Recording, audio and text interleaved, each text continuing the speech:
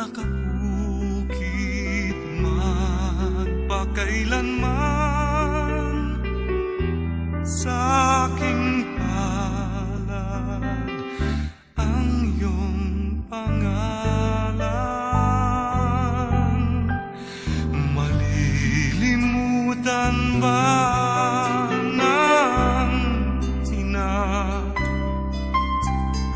ang anak na galing sa kanya?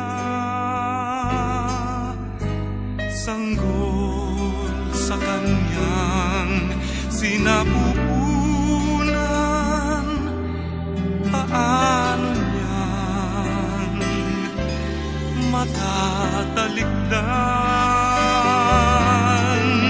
Ngunit kahit na malimutan